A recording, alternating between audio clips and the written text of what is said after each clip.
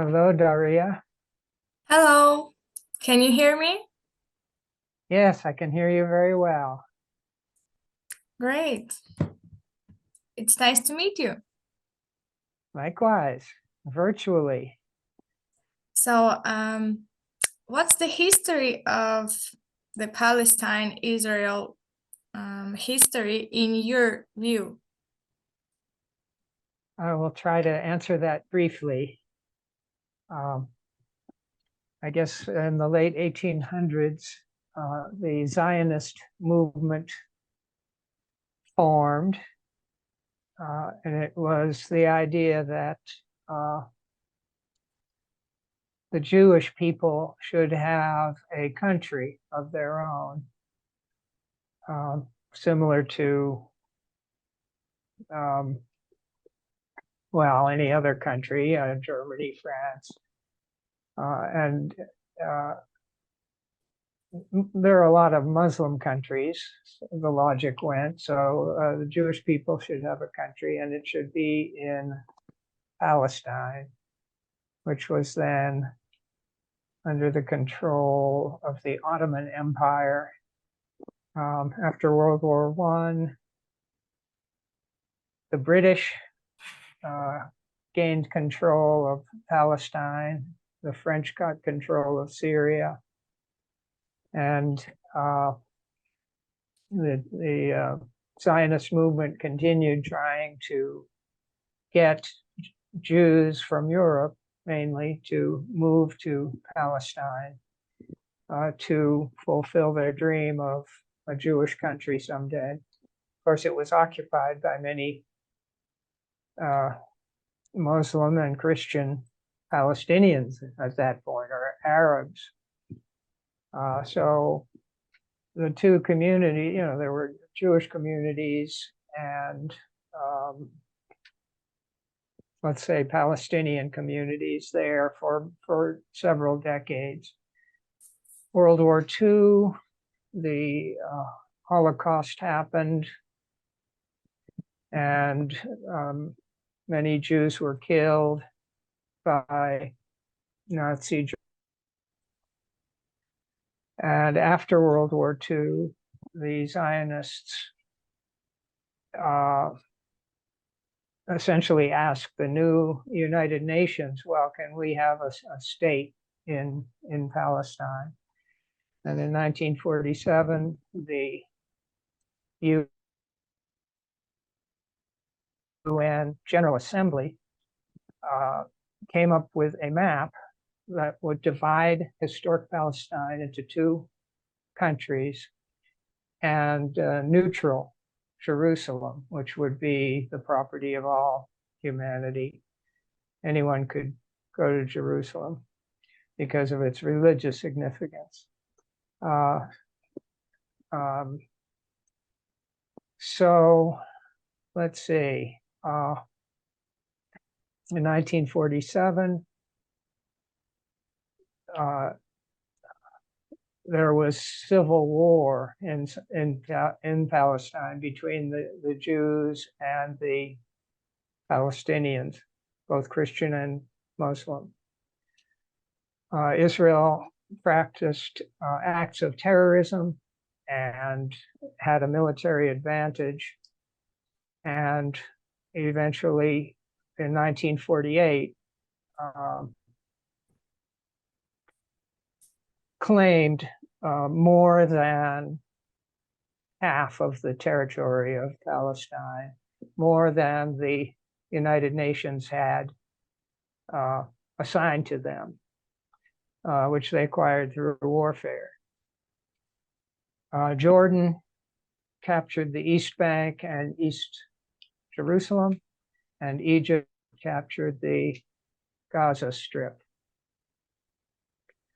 Something like 800,000 Palestinians were ethnically cleansed by the Zionists in 1947 and 1948, expelled into the Gaza Strip, many Arab countries in the region,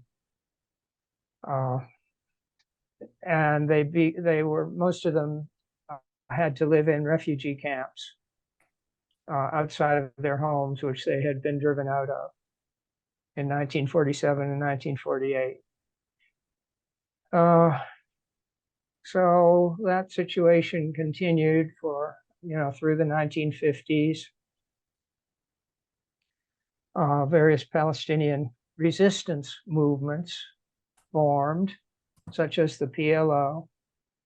And in 1967, there was a war between Israel and Jordan, Egypt, and Syria, which Israel won and conquered the West Bank, East Jerusalem, and the Gaza Strip and the Golan Heights from Syria. And the United Nations immediately, after a few months, in 1967, passed a resolution saying that territories may not be acquired by force, and Israel must give back the occupied territories that they had just conquered in the Six-Day War. I was 10 years old when the Six-Day War happened, going on 11. I was raised in a Jewish household in Massachusetts and was very interested in that. I wasn't interested in Israel much before that age, but when the Six-Day War happened, I watched all the UN debates on TV. I don't think those are aired very much anymore on TV nowadays, but back then they were, network TV, and I watched a lot of them. And at the age of 10 or 11, I thought, well, maybe the Egyptians and the Soviets have a point about some of these debates. Maybe it's not all one way or the other. Maybe both sides have some good arguments. At age 11, I was thinking that way. Maybe it's not what I was brought up thinking, that Israel was always right, always the victim, always being attacked. Maybe that's not quite true. Anyway, I followed the conflict ever since. So the Israeli occupation from 1967 to the present day has been very violent, very oppressive, and legally, the Palestinian people have a right to resist the occupation. And there have been various military attacks, against the Palestinians every few years. Israel has basically been a very brutal occupier of East Jerusalem, the West Bank, and the Gaza Strip since 1967. It's been a brutal occupation. And so on October 7th of this year, the Palestinian resistance made another attempt to resist and force Israel to the bargaining table to negotiate an end to the occupation. And I guess Hamas was the main organization that did that. They were surprisingly effective on October 7th, shocked the Israeli people, shocked much of the world by how successful their attack was. And then Israel immediately launched a military attack and bombing campaign against mainly the Gaza Strip,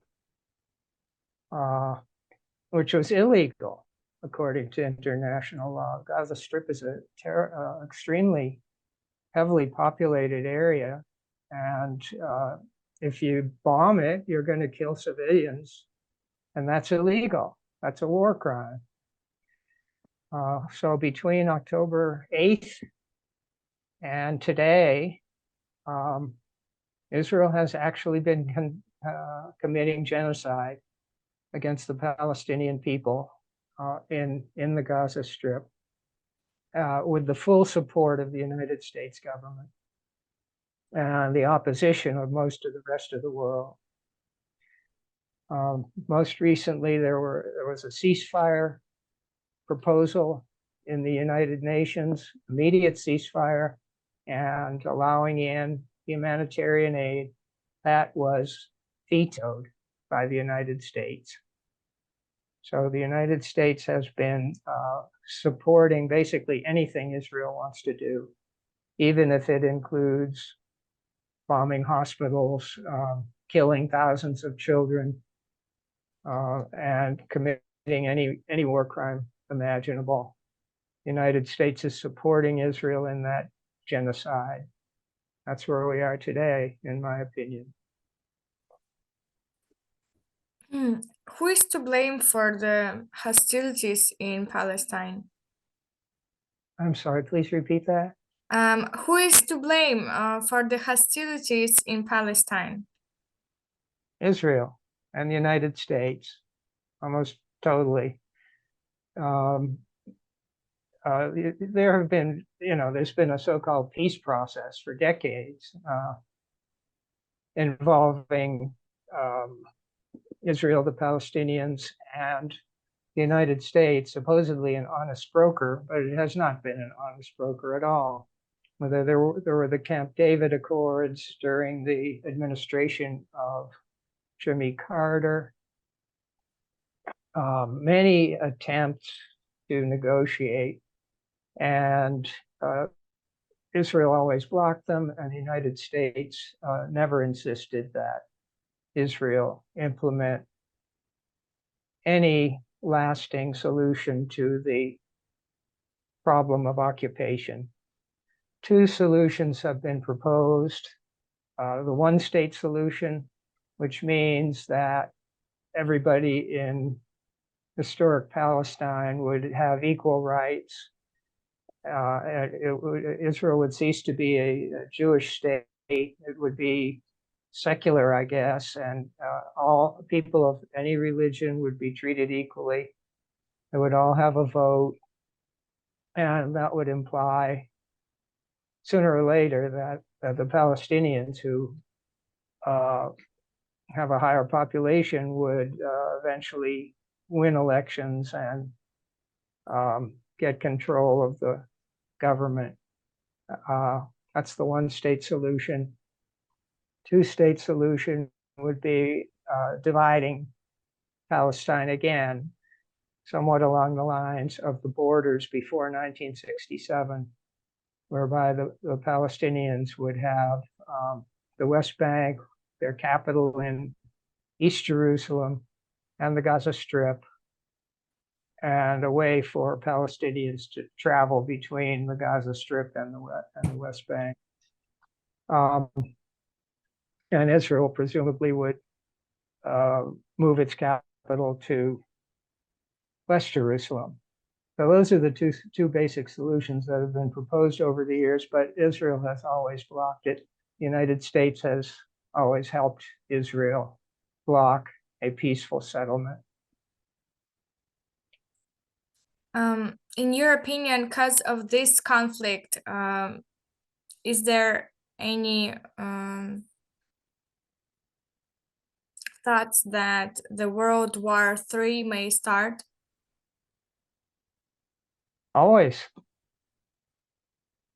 The risk of World War III has existed ever since World War II ended. But the situation in the Middle East could easily become a trigger point for the start of direct combat between the United States and Russia, both of which are have nuclear weapons. And there are a lot of people who want to avoid that. It could end human life on Earth, a full-scale nuclear war involving all the countries of the world. There could be a nuclear winter, which would freeze agriculture, and humanity could be completely wiped out. So that's a real danger. I think the danger now is worse than at any time in human history. And this conflict, also the conflict in Ukraine, various other hotspots, Taiwan, but any one of these hotspots could escalate and lead to a regional war, and then possibly, hopefully not, but possibly a nuclear war that would kill everyone. In your opinion, can this conflict be solved? Yes, definitely. I sketched out the two solutions. And so what I think needs to happen is negotiations have to begin between Israel on one side and Russia, China, and the entire global South, the entire Muslim world, the entire Arab world, all on the other side. So Israel against all these other countries negotiating. United States and the EU should have no role in these negotiations. It should be completely excluded from the negotiating table because they're not honest brokers. And Israel should be presented with a choice. Implement either the one-state solution, where everybody has equal rights, no more Jewish state, no more religious, favoritism for the Jewish religion over all the others, or the two-state solution, divide historic Palestine, decrease the number of weapons, demilitarize Israel to an extent, so it's not so much of a powder keg. And hopefully the two countries, Israel and Palestine, would live intertwined with each other, next to each other, in peace. That's the two-state solution. Israel should be given that choice. One state or two-state, no other choices. The status quo is completely unsustainable and unjust, and that's not an option. I think that might happen. I'm hoping that occurs. Is it more about is this conflict more about the land issues or religions? Land and resources, water, incredibly precious in the Middle East. There's natural gas off the coast of Gaza. It's not about religion. It's about Israel has for decades been a kind of an outpost of the imperialist countries, the United States, Western Europe, an outpost in the Middle East surrounded by Arab countries. And it's been kind of a pawn. The government of Israel has been a pawn of Western imperialism. We'll keep you there in this region, which has a whole lot of oil and natural gas, and you just keep things stirred up. That's your role. So the United States has been using Israel to just cause trouble in the Middle East, to prevent the Arab Muslim world from getting together and throwing off Western imperialism worldwide. The oil of the Middle East has been a great material prize for the last 100 years. So, and nobody benefits from that strategy. Except, you know, the corporations that manufacture weapons, and I guess Western billionaires are the only people who benefit. Everybody else loses. The Israeli people are not doing well because they're constantly being used to stir up trouble. Well, the global South is becoming stronger and stronger, and the Western powers are becoming weaker. The you know, the BRICS countries and China, Russia, India are developing other currencies other than the dollar, and so Western imperialism is declining in strength. So Israel would do very well to cease fire right now, allow humanitarian aid in, and say, yes, we're going to sit down at a negotiating table to end this occupation that has existed since 1967. We're going to negotiate in good faith, and both the one-state solution and the two-state solution are on the table for discussion. That would be the smartest thing Israel could do. Integrate itself into the region, become another Middle Eastern country, and stop this constant fighting. Yeah, we hope that it's gonna be possible in near future for negotiating process. And Good. that's all. Thank you for participating. Okay, well, thank you. Thank you for sharing your views. Pardon me? Thank you for sharing your views.